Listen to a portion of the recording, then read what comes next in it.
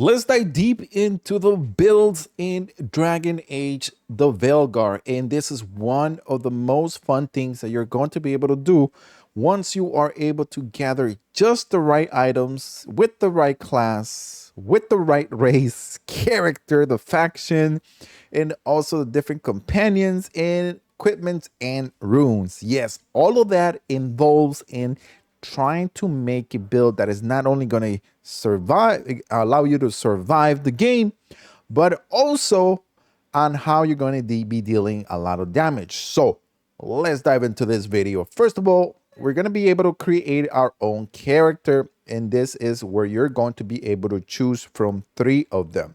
Either you're going to be a warrior, a rogue, or a mage. So that all depends on that type of playing style that you want. Now, after you have chosen your character that you want to go with, we're going to go ahead and choose a faction. Now, the faction, it's very important because it just depends on the dialogue, the exploration, the different bonuses that you're going to get, and a lot more.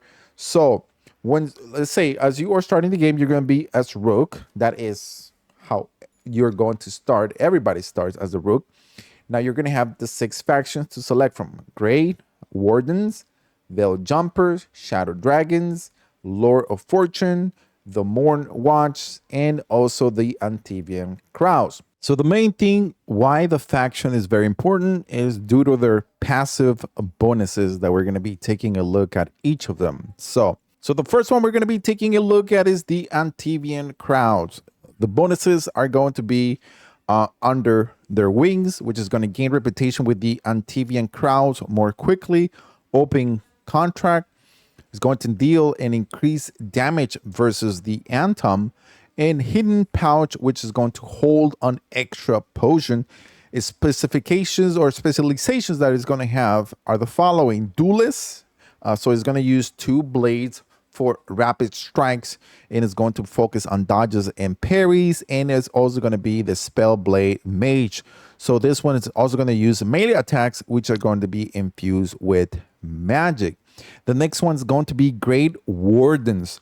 These ones are going to provide you with the bonuses. We're just going to go over bonuses and specializations. I think this is what is more important when you're trying to put a build and want to know how it is going to be focusing and what are the things that you need.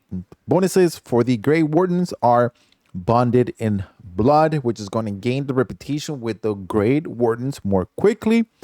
Blight Killer, which is going to deal increased damage against the Darkspawn. Vigilant training based on defense and health are slightly increased. Specializations are going to be Champion, which is going to be a warrior. It's going to use the weapon and shield. It's going to focus on tactical defense and also tanking hits from enemies. So that is going to be a really good faction if you want to go have a bit more tanky. Now, let's take a look at number 3, which is going to be Lords of Fortune. Bonuses are going to be Together in Glory, gain reputation with the Lord's Fortune more quickly. Healthy competition, deal and increase damage versus mercenaries. Relentless, perform takedowns on enemies with slightly less effort. Specialization is the Saboteur, which is going to be rogue style. Use traps and tricks to turn the tide in the battle. Slayer, which is going to be the warrior part, which is going to use the 2-handed weapon for strong attacks and is going to increase damage. The next one is going to be Shadow Dragons. Bonuses are Light in the Dark, gain reputation with the Shadow Dragons more quickly. Never to Rise, which is going to deal increased damage against the Venatory. And then the Resourceful, which is going to be a class specific, which is going to resource generates and also slightly faster. Then specializations are going to be the Evoker, which is the mage part, which is going to use elemental fire, ice, and lightning with the magic. Then we got the Morn Watch. Bonuses: recognize name, gain the reputation with the Morn Watch more quickly. As you guys are able to see there, we're going to have 6 factions, so that is going to be important on how you build that reputation, and the faster the better, so you're able to get better loot, better gear, cheaper price, and things like that. Then we got the Return to the Grave, which is going to deal increased damage versus the undead and demons. Acute Afflictions, you can apply an additional affliction stack on targets. Specializations are going to be Death Caller, which is the mage part. It uses a necromancy magic, and we also have the Reaper, which is a warrior part. So it's going to use a Night Blade to steal health from foes, risking death to gain a supernatural ability. And the last one is going to be the Veil Jumpers, which the bonuses, of course, is going to be Close to the Veil, which gains reputation a lot faster with the Veil Jumpers. A Ton Strike, which is going to deal and increase damage versus Fate. And also Key Eye, which is going to deal slightly increased critical and weak point damage. Specialization is going to be the Veil Ranger. Rogue part uses a solidly ranged style of combat to hit enemies from far with a bow. Okay, now let's go over the 3 different classes: Rogue, Mage, and also Warrior. So let's go over it really quickly. So let's take a look at the Rogue class and how is this going to work. It's going to use stealth traps to surprise. The Rogue is your primary damage dealer. This one is going to be equipped with a bow dagger, which is going to give you the flexibility and range choices. Moreover, your primary resources is going to be momentum, in which builds during light and heavy attacks. After you are able to fill the resources, you can either use the skills, and the Rogue can also be use medium armor and also play as the 4 different races, which you have the elf, the dwarf, the kunari, and also you can be a human as well. The different type of skills that we have here available are going to be the following, as you guys are able to see here. The specializations, or the subclasses, you could call them at 2, which are going to be unlocking at level 20. The Rogue is a duelist, going to do melee dagger, high movement. It's going to have a burst damage, but lower survivability, requiring close quarters gameplay. The Saboteur, which is a unique play style using traps, debuffs, and also contraptions that are more of the utility rogue type of specialization. Then you got the Veiled Ranger. This is your typical bow user, hanging back, and also a range shooting target. So there you go. That right away tells you exactly if you want to choose this type of class, how and when to choose it, and also how to go about it. And then after this, we got the Mage. And then this one here is probably going to be a lot of you guys' favorite towards the end, towards the beginning. As you guys already know, in any game, Mage's armor is not the best, but once you have those powers risen up, it becomes really, really crazy. So first, we're going to be able to see there that the type of melee class is a damage dealer. Is as a hybrid, because it will also, you will able to do melee damage as well, and you are a good class for supporting. Now, mages in Dragon Age Veilguard are going to be using very light armor, but the great thing is that with the powers or the skills or the abilities that you are able to get, it's kind of like you're going to make it up, but you're going to be very powerful once you are able to increase your different skills. And we're going to go about it in a little bit on how all those skills are going to work. Once again, you're going to be able to unlock all its specializations at a level 20. The first one is going to be Death Caller. This is your necromancer spec, draining life to cast spells. The Evoker, you're going to be using Frost, Ice elements, and the Evoker does crowd control, snares, and freezing. So this is a really good class. If you're able to combine it with a Warrior, you're going to be very deadly, because you're going to have both of them. And then we got the Spellblade. This is a spec which is for hybrid game playing, using melee weapons and spells at the same time. And then we are going to be taking a look on none other than the warrior class, which is about DPS. You're going to be a melee that's going to do a lot of damage. So you already know that your armor is going to be good. You're going to have choices from the elf, dwarves, kunari, or human, and also different weapons that are going to help you for your survivability and also the different abilities. And let me tell you, the warrior is pretty dope.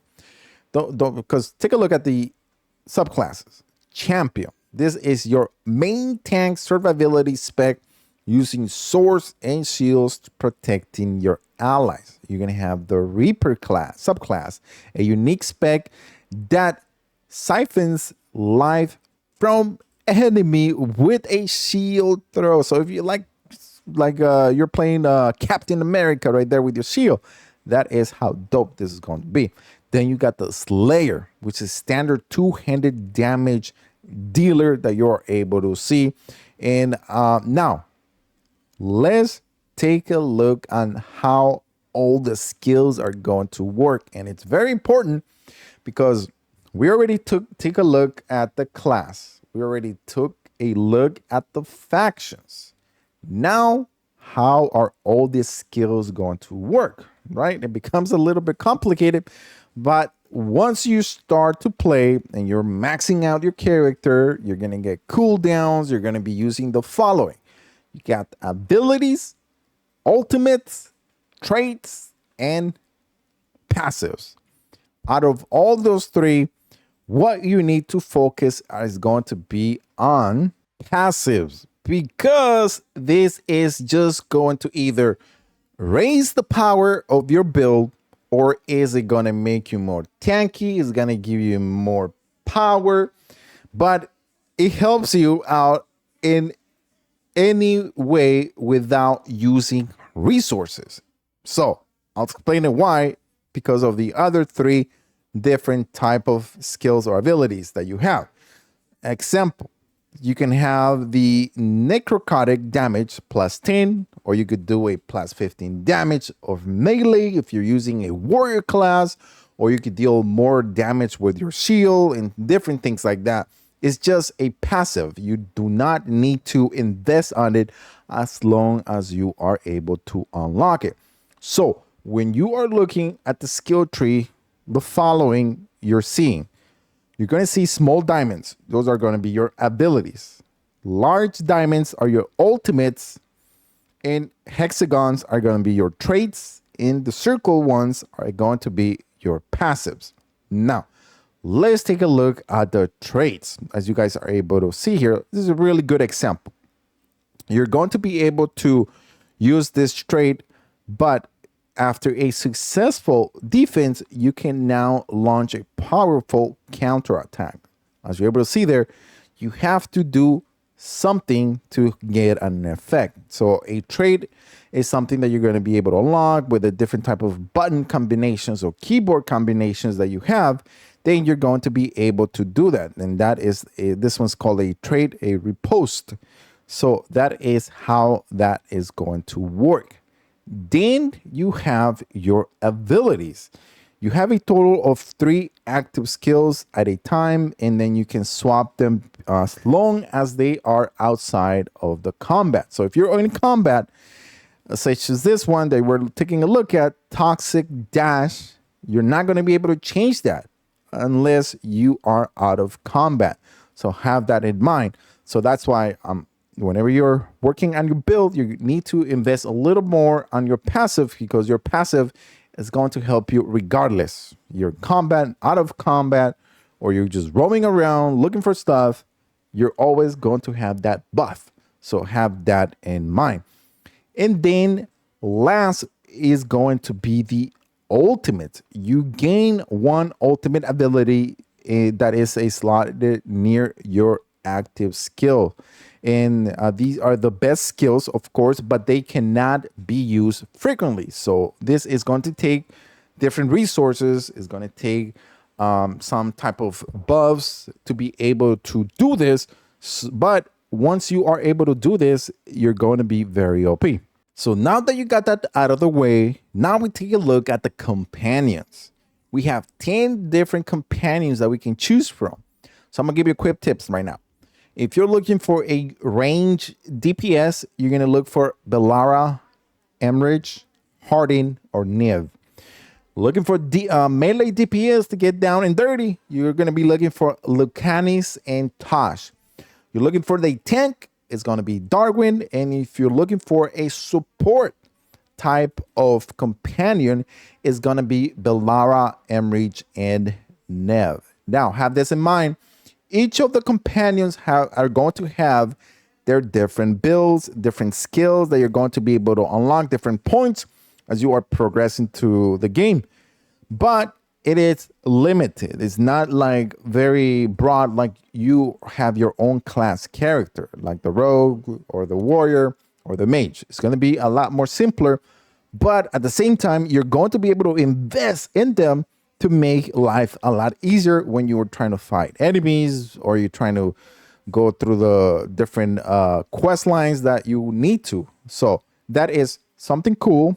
It's a little different now because you're going to be a team of 3 instead of what it was before, which was a team of 4. And then we are able to take a look at the equipment and the items that we're going to be able to see here. Regardless if you are any of the 3 classes, you're going to have your main hand, a weapon. You have your offhand. You have your alternative weapon.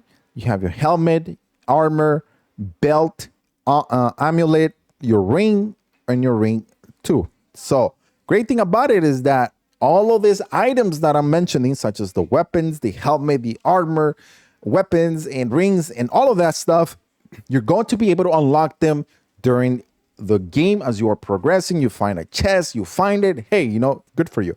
The other way you're going to be able to do this is by unlocking different type of workshops. In this case, we're going to be able to unlock the caretaker. Depending on what level, what rank, you're going to get back. You're also going the item that you turn in to him, either you buy it or you have some materials, you can swap it, or whatever you want to do in those 2 different ways. But also you have to level up this workshop to be able to rank it up and get higher loot. So if you are on level 20, if you want to get level 20 armor, then of course you need to be at the same level or even higher, or so you are able to get that. So not only do you get armor, weapons, and different materials that help you, but you're also able to upgrade your items, which is something cool. You're also going to be able to enchant your items. As a good example, when you go and you unlock the workshop, you're going to be able to reach to a certain level. Then you can enchant your abilities that you have for that item. This is going to give you extra bonuses, more skills to your either equipment or your weapon, which is something cool. Because if you've invested on that weapon, on that armor, whatever it is, you're going to be able to enchant it and make it more powerful, give it more damage attack, more resistance, and which is really cool because there's not a specific weapon or armor that you can just swap that is going to give you that ability. You can actually increase that by doing an enchanting. I think that's a big W right there. And then you also have runes. Runes are provided with a passive, an active bonus that it depends on what type of rune you're able to get. It could be something that is going to help you with your dagger, your damage, or anything else, or any other weapon. But have in mind, you're going to be able to use 3 different runes that is going to provide you with extra damage or an extra buff or debuff, whatever it is that is going to help you. And it's also limited to your main class character. It's not going to help any of your companions. So also have that in mind. There you go. That is a complete guide on getting you ready before you pick up the game, so you guys are able to know what to expect, how to go about doing things, and hopefully once you get in there, it's not too confusing. But if it is, I'm here. All you got to do is hit that subscription button and I'll keep you posted and help you guys out along our journey. Thank you guys for watching. We'll see you guys on the next video.